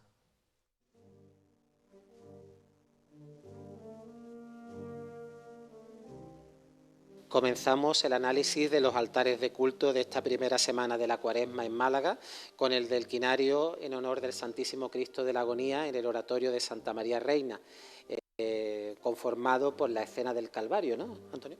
Alejandro, nos encontramos en un sitio paradigmático, ¿no?, y además un sitio con un carácter, ¿no? Montar un quinario, un altar en la Casa Hermandad de las Penas siempre es sinónimo de calidad, es sinónimo de las cosas bien hechas, es sinónimo de encontrar algo clásico, ¿no? Porque lo que estamos viendo aquí, esa escena tradicional del Calvario, podemos ver a la Virgen de las Penas, el Cristo titular, y al San Juan de Navarro Arteaga, que preside la imagen, quizá una composición un poquito más abigarrada que la costumbre, pero vemos totalmente ese despliegue de candelería, ¿no? Todo sabe a rancio en el oratorio de las Penas, y nos encanta porque nos extrapola a otra época.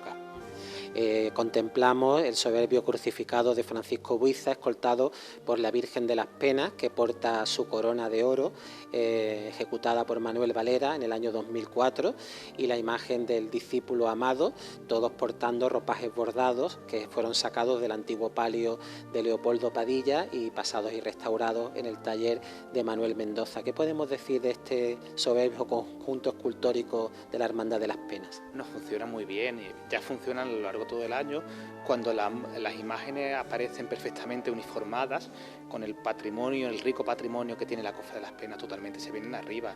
Fue un acierto aprovechar todos esos bordados para dar unas cuadras a la cofradía, y evidentemente el Cristo titular que preside habitualmente el oratorio y que preside su quinario, ¿no? Es una imagen muy rotunda, que vemos además ese color oscuro que tiene, que funciona también ese neobarroco imperante, ¿no? Que conecta también con el pueblo, ¿no? Que quizás en proporción al lado de la Virgen es mucho más calmada, mucho más tranquila, ¿no? Pero funciona todo muy bien. El San Juan es un San Juan muy expresivo, un San Juan de marcado carácter escultórico, diferente a otras piezas del propio escultor.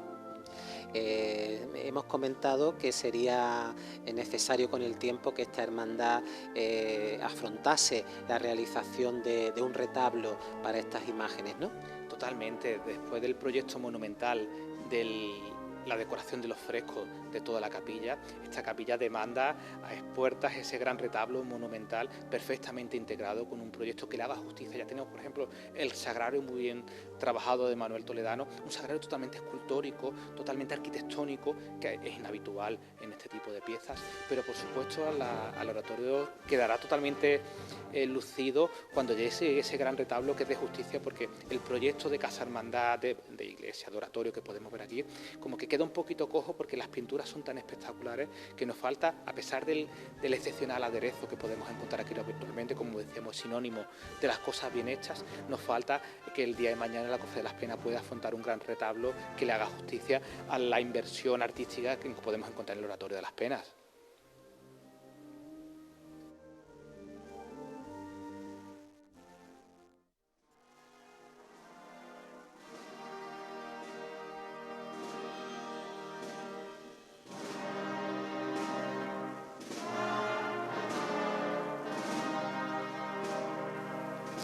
Nos encontramos en el marco de la iglesia conventual de la Aurora y Divina Providencia, donde se encuentra ya montado el altar del Triduo en honor de nuestro Padre Jesús Nazareno de Viñeros. ¿Qué podíamos comentar de este plan de altar que ha montado esta cofradía del Jueves Santo? Alejandro, lo primero que tenemos que decir es que hemos pasado de la magnificencia del oratorio de las Penas al recogimiento de esta iglesia tan bonita de la Providencia, donde la Cofradía de Viñeros tiene su sede, ¿no? Y además tenemos la oportunidad de disfrutar de la quietud de la iglesia delante del Cristo de Viñeros, prácticamente para nosotros, ¿no? Le sienta muy bien en general a la cofradía de la iglesia y a todas nuestras cofradías le sentaría muy bien este tipo de espacios. En Málaga quedan espacios por reivindicar de este tipo, y tenemos que poner en valor que las cofradías se hagan cargo de este tipo de espacios, ¿no? Dicho esto, ha supuesto un revulsivo totalmente el hecho que la Cofradía de Viñeros se haya quedado con la iglesia, ¿no? Y además le permite montar este aparataje tan excepcional que tenemos, ¿no? La idea que el Cristo siga presidiendo su camarín, que es una gran idea en el sentido, bueno, no deja de ser su casa, como podemos ver, lo han adelantado un poquito, y después tenemos una escenografía bastante interesante porque está hecho a la manera de las palas italianas, esos altares diferentes que son en conceptos totalmente diferentes a lo que podemos encontrar en los retablos españoles o castellanos. Normalmente en Italia, si tenemos en mente, vemos un altar que está adelantado y sobre él se desarrolla toda la escenografía, ¿no? Y pasan cosas detrás, y lo que estamos viendo aquí, ¿no? Es un altar con un sabor muy clásico, con un sabor muy añejo, donde el Santísimo, el Sagrario preside. Se ha sacado todo el aparataje que dispone la cofradía para poder lucir al Cristo en toda su plenitud, porque además podemos ver una imagen totalmente lucida a lo grande, es decir, lleva todo lo bueno que dispone la cofradía, lo podemos encontrar en este momento vistiendo al Cristo o portándole el Cristo de Viñeros. Sí, porta la túnica bordada que le hizo Joaquín Salcedo, las potencias diseñadas por Juan Casielle, y también llama poderosamente la atención que el sagrario está posado en la antigua peana del trono de la Virgen del Traspaso y Soledad de Viñeros que realizase el orfebre malagueño afincado en Sevilla, Seco Velasco. Pero vemos un conjunto donde la cofradía muy afortunadamente ha puesto en valor ese patrimonio, es decir, el patrimonio cofrade es un patrimonio útil, tanto las propias imágenes como lo que hay alrededor, y tiene que manifestar conectarse. Y aquí es un claro ejemplo de cómo el patrimonio puede vivir, puede cumplir otro tipo de funciones. Ahora la Virgen tiene otro tipo de peana, tiene otro tipo de trono, pero sigue cumpliendo unas funciones muy buenas, ¿no? Sobre todo la importancia de que la cofradía saque todos los cacharros, valga la redundancia, buenos que tienen, ¿no? Y en este caso, como comentabas, la túnica maravillosa, que le hizo muchísima justicia al señor de Viñeros, la túnica bordada de Joaquín Salcedo, que es una de las grandes obras del bordado de Málaga. Además, adornado, complementado con la cruz, con las cantoneras, como decía, con las potencias. El conjunto queda muy vistoso y además le sienta muy bien al nazareno que esté en la embocadura del retablo. Le da muchísimo más empaque, muchísima más presencia. Me había equivocado anteriormente, había dicho que el orfebre era el orfebre malagueño afincado en Sevilla, que era Cayetano González, ¿no? Y este trono lo hizo Seco Velasco, Manuel Seco Velasco. Y nos encontramos también junto a la Virgen del Traspaso y Soledad de Viñeros, ataviada al estilo hebraico, con esos tonos morados que se están viendo tanto este año en la Cuaresma malacitana.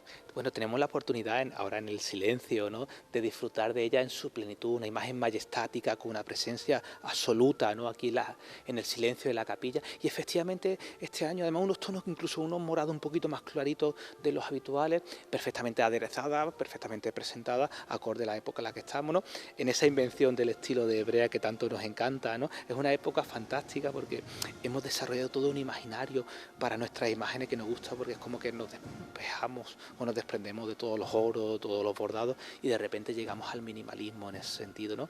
Con lo cual, tener la oportunidad de estar en esta capilla de Viñeros, al pie de ella y al pie de él, en la quietud de ella, es un privilegio excepcional, y siempre tenemos que agradecer a nuestras hermandades las posibilidades que nos dan de disfrutar estos momentos tan íntimos con respecto a nuestras imágenes. Realzar también la labor de Alejandro Guerrero, que es el capiller de esta antigua iglesia conventual de la Aurora Divina Providencia, y señalar que la imagen estrena todo este terno ejecutado por un hermano en terciopelo morado.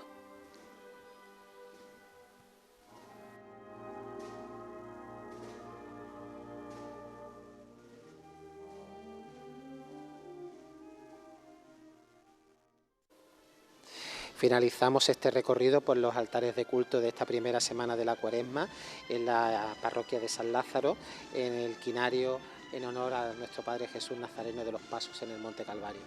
Alejandro, terminamos nuestra ruta cofrade de esta tarde en un sitio muy apropiado, porque hemos dejado el centro histórico de la ciudad para desplazarnos un poquito más al norte, a esa parte tan populosa como es el barrio de la Victoria, y estamos en una capilla, nuestros telespectadores no lo pueden apreciar, en plena ebullición.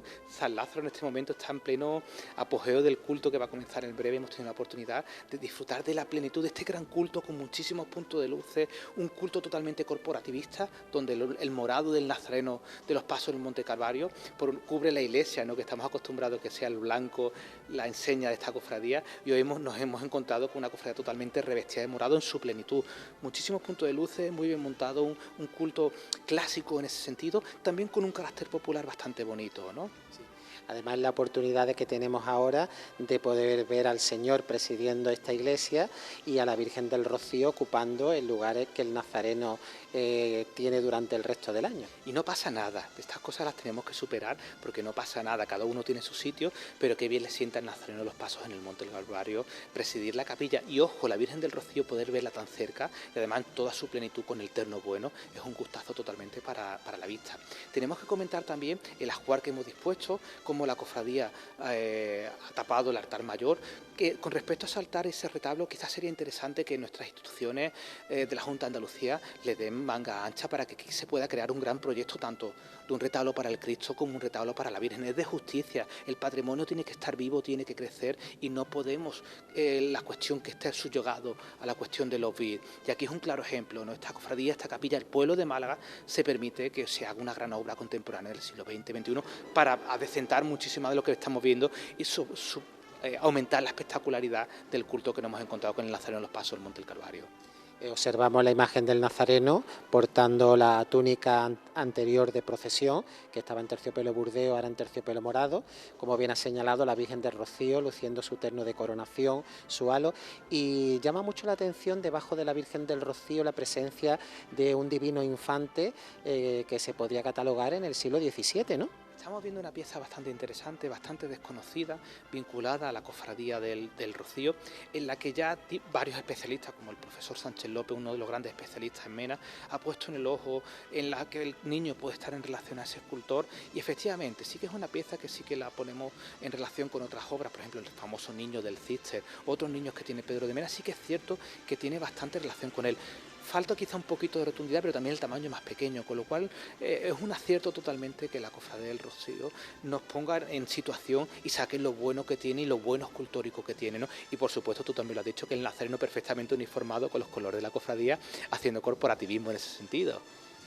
Pues animamos a todos los malagueños a que visiten estos altares de culto y el resto de cofradías. Son 9 las hermandades que están en culto esta semana y con eso pues podremos vivir más plenamente el sentido de esta Cuaresma. El pasado sábado fue presentado en la Casa Hermandad de la Sentencia el gran estreno de la Semana Santa de Málaga de 2025.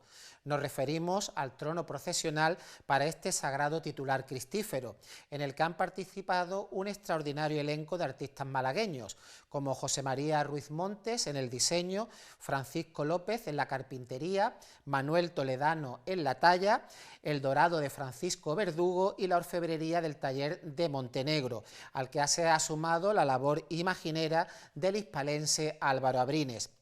Para diseccionar en profundidad todas las claves de este magno proyecto, que ve la luz después de más de 7 años de trabajo, contamos en nuestro plató de Sentir Cofrade con la presencia de nuestro historiador de cabecera, el doctor Fernández Parada. Muy buenas noches. Alejandro, compañero, feliz Cuaresma, ¿no?, que seguimos en esta retahíla y contento de poder en una obra tan grande, la que tenemos entre manos. Sí, hombre, una obra en la cual después de 7 años de trabajo, la Cofradía de la Sentencia pues culmina uno de esos referentes procesionales que junto con el trono en su tiempo del Cristo de la Redención y el del Resucitado, pues pone ya esa tríada, ¿no?, de obras realizadas por el tallista Manuel Toledano, ¿no? Pero la cosa comienza a cambiar y es interesante con la incorporación de Manuel Toledano en el acervo de la talla procesional malagueña, ¿no? Bueno, tenemos que empezar dándole la felicitación, como no, a la Hermandad de la Sentencia por el proyecto que nos ha regalado la ciudad de Málaga y que nosotros vamos a tratar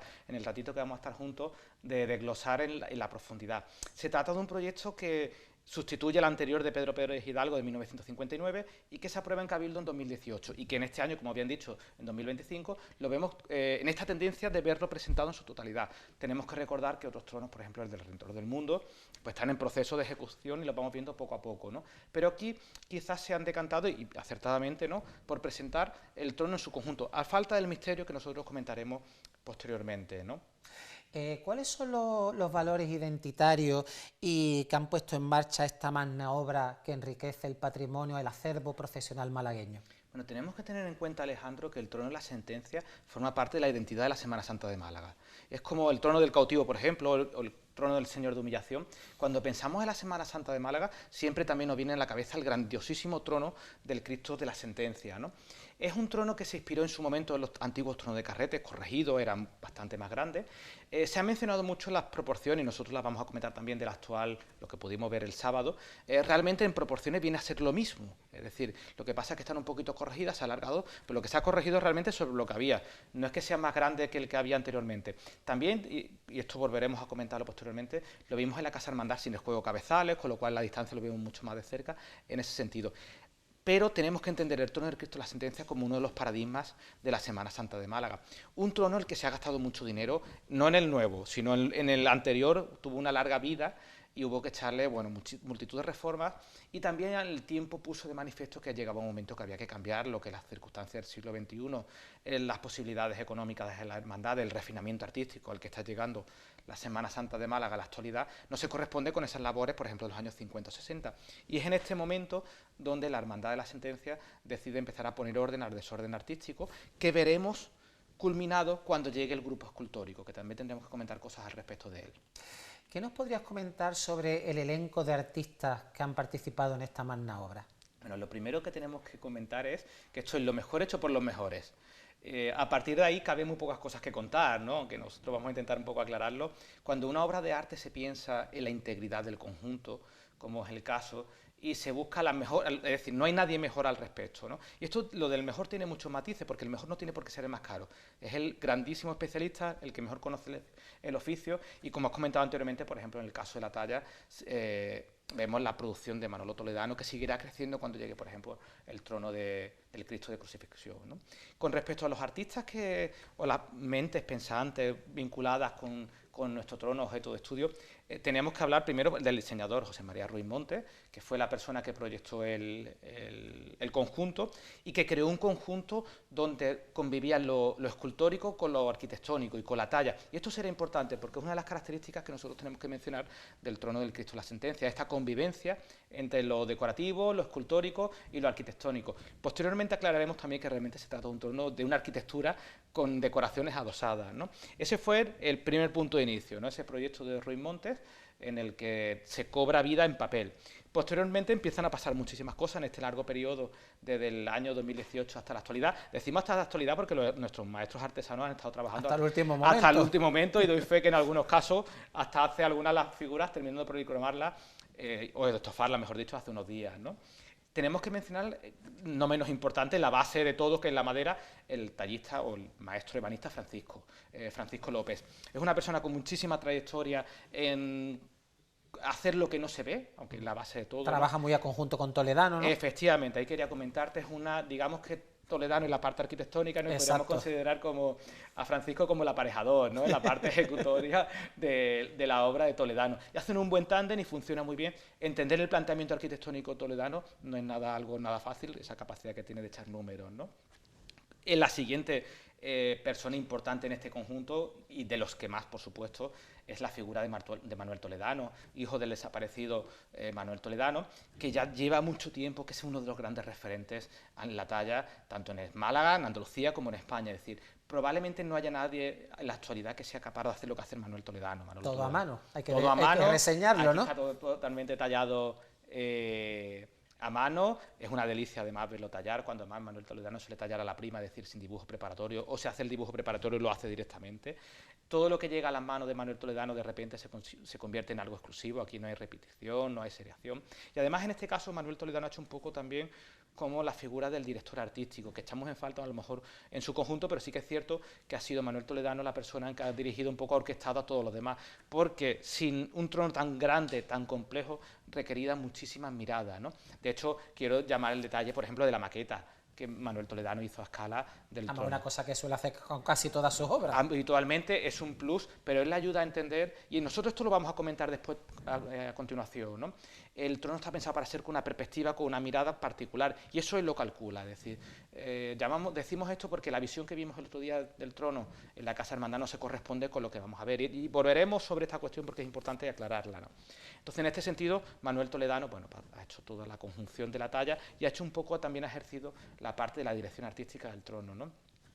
La siguiente persona, y evidentemente también de lo más importante, es Álvaro Abrines, que desde la capital hispalense en este sentido se ha incorporado a un proyecto prácticamente casi malagueño, y ha sido un poco la nota que venía desde fuera, ¿no? De Álvaro Abrines tenemos que decir muchas cosas. Y lo primero, aunque después lo volvemos a destacar también, tenemos que mencionar que ha trabajado como un jabato en ese sentido. La verdad que ha sido una labor ingente. Alejandro, hay que reconocer, sí, primero lo acertado de la elección del escultor. Es un escultor con un deje muy particular, es un escultor que se expresa con un lenguaje pseudomanerista también, a la manera de Alex Sarmiento. Serían los dos escultores que se expresan un poco de esta manera, donde le gustan las figuras retorcidas, los cuellos largos, las posturas complicadas, ¿no? Vimos mucho de él en el Puerto Oscura, cuando tuvo hace ya incluso hace un tiempo, porque ya le tocó, ¿no? Que es indicativo también de su obra, ¿no? El que se incorpore, además por circunstancias varias, en una fecha más tardía al proyecto, ha tenido que ponerse las pilas, pero nos ha dado toda una grandísima lección escultórica y podremos a continuación comentar. Sí, porque en un principio la hermandad pensó en José María Ruiz Montes para hacer ese conjunto escultórico, ¿no? de la imaginería del trono, ¿no? Efectivamente, fue el propio diseñador del trono quien en su momento tenía el encargo de poder hacer todo el conjunto de obras, que las mencionaremos después, son 24 obras escultóricas ante relieve, esculturas exentas, los alantes, tal, pero por motivos laborales el Ruiz Montes finalmente no pudo hacerse cargo del conjunto del trono, ¿no? Y en este sentido, pues bueno, con la persona adecuada, para culminar o para, sí, encauzar totalmente el proyecto fue Álvaro Abrines, que insistimos, ha trabajado muy bien, nos consta que ha hecho muy buen tándem con el resto de los artistas y eso evidentemente se nota en el resultado final, las delicias escultóricas que podemos ver en todos los sentidos, ¿no? Vamos a tener a continuación de comentarlas todas porque son obras como muy bonitas, con cosas muy bonitas, ¿no? Si seguimos mencionando entre nuestros grandes artistas que en esta gran obra tenemos que mencionar a Miguel del taller de orfebrería Montenegro. Miguel va a ser las gran revelaciones de la orfebrería, sin lugar a dudas, del siglo XXI. No me cabe ningún tipo de duda que ya lo es y va a contar muchas cosas, ¿no? Es una persona que trabaja bien, que su taller trabaja muy bien, es eficiente y puede hacerte lo que quiera prácticamente, ¿no? Y todos los arreítos pequeños, todos los cacharrerías, me van a disculpar por el término, ¿no? Que podemos por ahí hacer que nuestro relieve, las tallitas, todos sean grandes. Esos pequeños detallitos pues vienen del taller de Montenegro, que insisto, es una perfecta elección en todos los sentidos, ¿no? También mencionar la importancia de la solvencia de todos los artistas seleccionados. Una obra tan grande requiere que al final te cumplan personas, porque es una obra que a nada que alguien falle, va a fallar todo lo demás, y en este caso la cadena ha funcionado también perfectamente. Bueno, ya por mencionar una cuestión más de las importantes, Alberto Verdugo ha hecho toda la parte del dorado, que no es poco, es decir, teniendo en cuenta que había muchas láminas de pan de oro que poner en este trono. Él se ha hecho también en Málaga. Sobre ese dorado me gustaría después también hacer un tipo de cuestión, así que volveremos posteriormente. Y alguna cuestión más, por ejemplo, como tiene que ver la parte estructural, que se han hecho los talleres de Angulo, Lucena, que son como el paradigmático, ¿no? Donde es un buen sitio para hacer las mesas, los tronos y demás, que tampoco es tarea fácil sostener algo tan grande como es el trono del Cristo de la Sentencia en este sentido. Y bueno, tenemos algunos detalles, por ejemplo, donde se han comprado las tulipas, etcétera. Bueno, vamos a pasar a publicidad y dentro de unos instantes volvemos a analizar este trono del Señor de la Sentencia.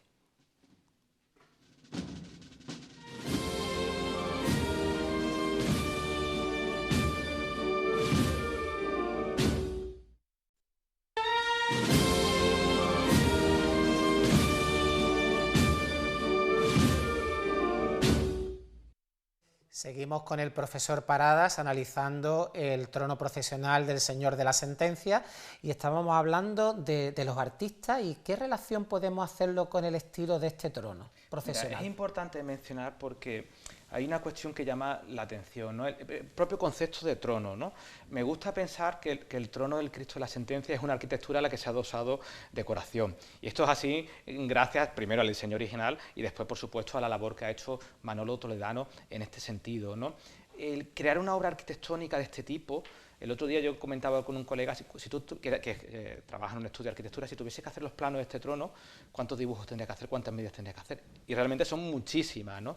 Y en este caso ha sido Manolo Toledano el encargado de esta materialidad arquitectónica, cubrirla de decoración, ¿no? No es nada fácil, es un proceso complicado porque además tenemos multitud de planos que se van distribuyendo en el fondo, tenemos multitud de volúmenes, tenemos diferentes puntos de vista, hay que encajar diferentes tipos de colores y todo eso gracias a una obra arquitectónica que realmente sostiene en ese sentido, ¿no? Tenemos que tener en cuenta que las obras están hechas en los materiales de la primerísima calidad en ese sentido, Alejandro. ¿Cuáles son las influencias y fuentes de inspiración para elaborar este trono procesional?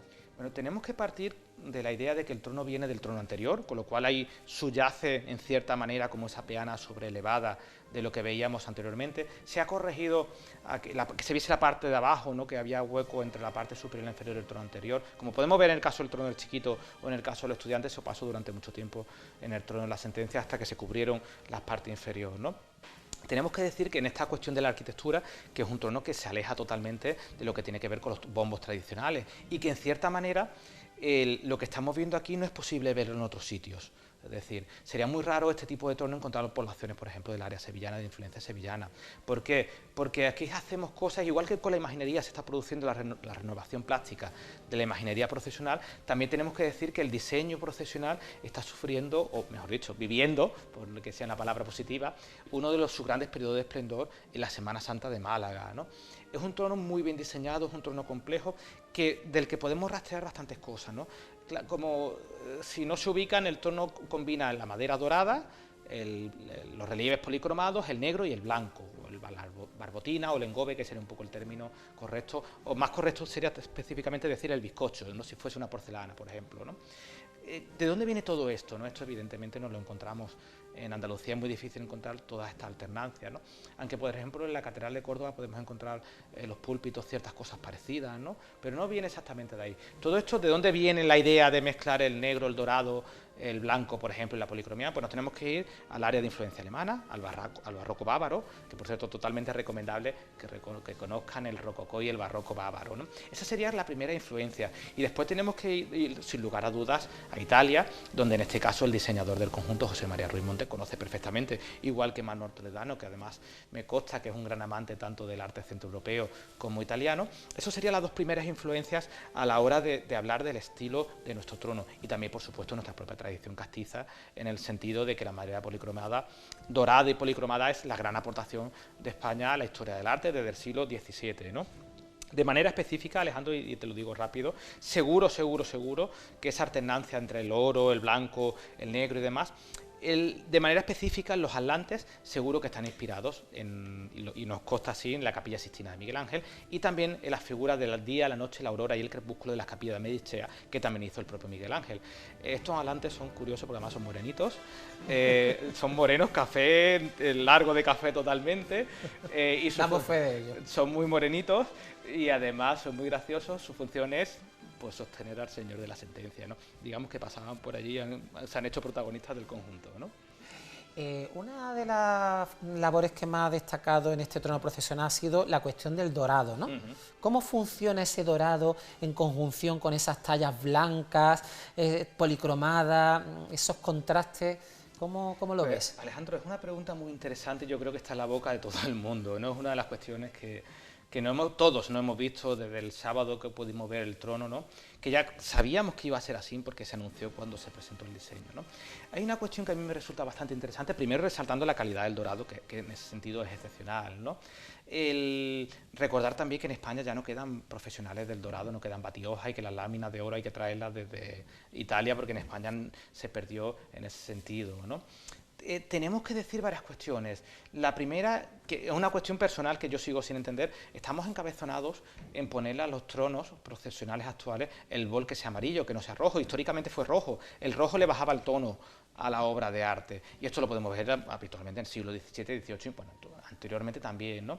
Cuando le preguntas a los doradores o a los escultores actuales por qué doran sobre bol amarillo, nadie es capaz de explicar por qué, cuando históricamente se ha hecho sobre bol rojo. Y el bol rojo hace que el quilataje, el bueno, se vea un poquito más tostado. Dicho esto, los relieves de calidades excepcionales espectaculares, y ahora a continuación también tendremos... Estamos viendo algunos de los relieves policromados. Los podremos mencionar a continuación. Son de calidad, donde la talla escultórica se sale del marco arquitectónico. Esos cuellos alargados que he mencionado, vamos a decir, la expresividad, la composición de los relieves son excepcionales. ¿Qué pasa? Que quizás en la distancia, y ojo, volvemos a decir, lo estamos viendo dentro de la Casa Hermandad, no se aprecian totalmente de manera correcta. Habrá que ver cómo funcionan en la calle y si realmente se vienen arriba. ¿Por qué? Porque el hecho de que estén en formato bizcocho, aunque sea madera, realmente no sea una porcelana, probablemente, bueno, no sea barro cocido, no serán de madera, hacen que el tono sea excesivamente llamativo. Insisto, tenemos que ver si en el conjunto de verlo en la calle baja el tono. En cualquier caso tienes múltiples soluciones, ¿no? Todo esto a cuento de porque son tan maravillosos que queremos verlos en toda su plenitud, ¿no? Y ojo, también tenemos que decir que estamos acostumbrados a la policromía, es decir, nos gustan los colores, y en ese sentido también vamos a darle un poco de margen a la Cofradía de la Sentencia, al Trono del Cristo, porque venimos educados en un contexto donde la policromía nos marca totalmente. En España es muy difícil la Semana Santa de encontrar tonos neutros, como el blanco o el negro, solamente para cuestiones escultóricas. Entonces, están ahí, funcionan muy bien, son muy grandes, son muy bonitos, porque de hecho no son nada pequeños. Pensamos que ese blanco es relativamente pequeño, no tiene un tamaño de proporciones importantes, pero aún así en el blanco, en la distancia, con un dorado tan brillante, se pierden. Y además con el peso tan importante que tienen los atlantes en un primer plano. Todo esto bajará, habrá que ver, había proyectado, no sé si recuerda, unas pequeñas tulipas en algunos sitios puestos, que probablemente habrá algunos mecheros de luz en su momento, si al final realmente se recupera. Y habrá que ver cómo funciona todo ese conjunto cuando lo veamos en la calle. Entonces, ¿tú crees que si el trono tuviera un tono de dorado más apagado, lucirían más lo que es los relieves y la imaginería? Podría ser quizá una opción, tampoco lo sabemos porque... O matizar quizá los relieves. Probablemente quizás una de las cuestiones más acertada sería matizar un pelín para resaltar, siempre que estamos hablando del objetivo de resaltar la excepcional talla escultórica, que es que cuando la vemos en persona, el relieve, por ejemplo, de Daniel y los leones, o vemos, por ejemplo, el relieve de Jonás con la ballena, son simplemente espectaculares, son relieves, son pequeños cuadritos hechos en escultura, ¿no? Entonces quizás con un tono un poquito más bajo, incluso un efecto marmóleo, quizás les sentaría bien.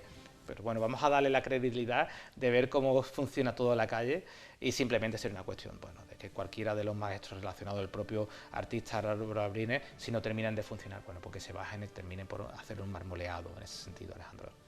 Antonio, ¿qué podríamos comentar a nuestros telespectadores sobre el programa y sobre el rico programa iconográfico de este trono procesional? Bueno, lo primero que tenemos que tener en cuenta sobre el programa iconográfico es que en el dossier que la cofradía ha mencionado no incluye la figura del iconógrafo.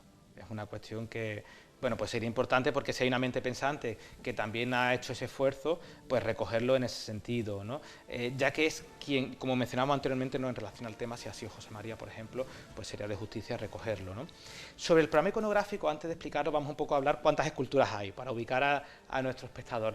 Hay un total de 24 obras escultóricas que se reparten en 12 relieves, 4 virtudes y 8 atlantes, que no es poca cosa, es decir, por eso hemos mencionado anteriormente la importancia de Álvaro Abrines para hacer frente a esta cuestión tan compleja. Todas son diferentes, aquí no hay nada seriado, todas están hechas a mano, todas están pintadas a mano y todas están policromadas y doradas, es decir, y estofadas, que también las ha hecho el propio artista, ¿no? Entonces, estas 24 obras nos cuentan un relato. ¿Cuál es el relato que nos están contando, ¿no? Es muy interesante porque lo han hecho un poco reforzar la idea de la sentencia de Cristo, ¿no?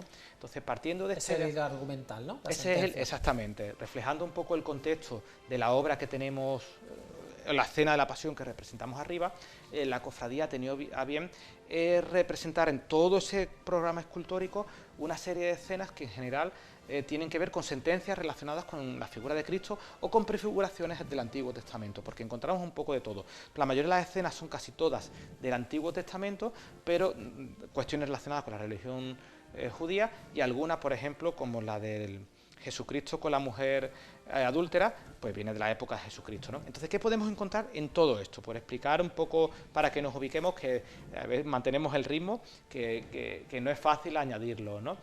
Recordamos que los atlantes están allí, pasaban por allí, se quedaron, con lo cual no tienen una función expresa. Pues está bien, son bonitos, y los que nos hacen nos cuentan, pues simplemente que los morenillos se han quedado todos por allí, ¿no? Si nos omitimos, si nos abstraemos de ellos, en la parte frontal del trono encontramos dos escenas más interesantes. El trono se compone en cada testero de una parte frontal y habitualmente dos medallones a cada lado, uno a cada lado de esas partes, con lo cual veremos un medallón en la parte central, veremos otro en la trasera, en los costados y veremos escenas a cada uno de los lados, van pareadas en ese sentido, ¿no?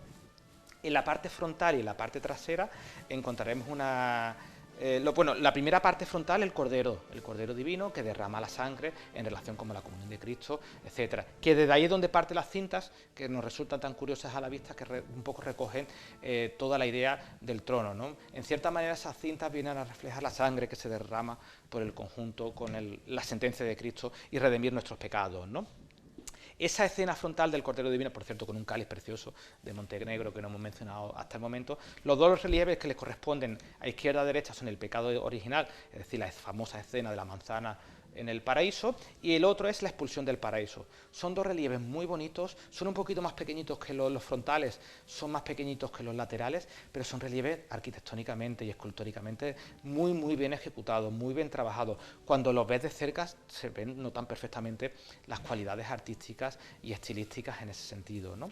Si nos vamos en este caso ahora a la parte trasera, empezamos con el programa iconográfico un poco más raro, que es un poquito más complejo. En la parte trasera, decíamos, encontramos en el centro la figura de Santiago, que ellos han publicado Santiago solamente por una cuestión de, entiendo, de cordialidad social. Realmente Santiago Matamoros. Es Santiago Matamoros y además lo vemos perfectamente. Pero que me di cuenta cuando lo estuve viendo. Totalmente precioso, porque además sí, en el sentido, con el estereotipo del turco, del moro, del contexto, pero está muy bien resuelto. Pero sí que es cierto que la cofradía lo hacemos un poco, cuando han publicado el dossier solamente han mencionado la palabra Santiago, ¿no? Y es Santiago Matamoros, y entendemos que lo han hecho por una cuestión de cordialidad, ¿no?